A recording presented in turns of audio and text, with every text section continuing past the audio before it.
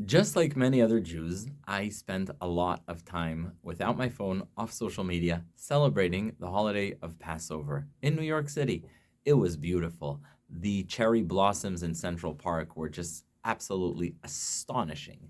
The tulips, the daffodils, the people biking in the park. You hear languages from all over the world, tourists visiting. There are people in the boats in the pond.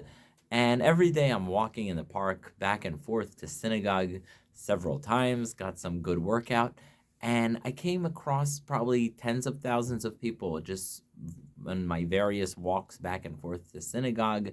And it was fascinating because it was so beautiful and everything was nice and everyone was lovely.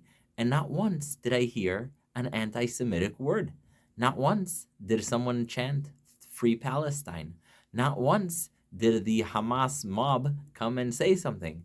And I wondered to myself, how is it possible that on social media, if you're Jewish, even if you're not, if you're discussing anything Jewish, immediately you're flooded with the most obnoxious comments with all the Free Palestine and their various watermelon flag emojis.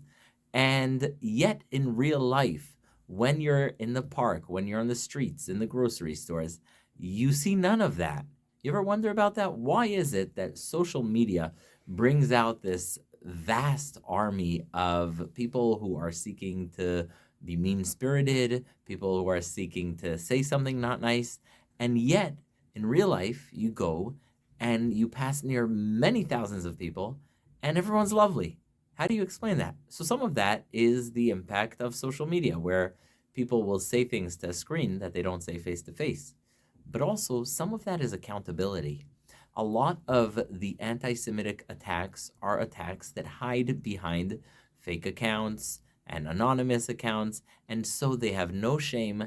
And it's essentially the anti Israel movement, the anti Semitic movement, is a movement that is empowered by social media, and it's empowered by anonymity, and it's empowered by the ability to cyberbully, to be mean, and to say nasty things. Because, as I said, I came across tens of thousands of people, not one comment. And there were people there from all over the world, all different cultures, all different ages, not one comment.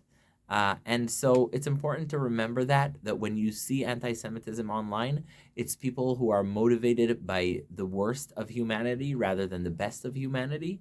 It's important to remember that when they target us for who we are, they're doing that because they have the ability to hide. They are saying things that they would never ever say to our faces. And it's important not to stand down, because the fact that they say anti Semitic things from behind a screen, from behind a phone, wherever it is that they're sitting, in whoever's basement that they're sitting, that's an act of cowardice. They're not brave. They will not face you in real life. They won't say the things that they say online in real life. So you know you're on the right side. You know that you have the moral high ground if you're standing with Israel, if you're standing with the Jewish people, and don't back down from cyber bullies who would never dare to say something like that to your face.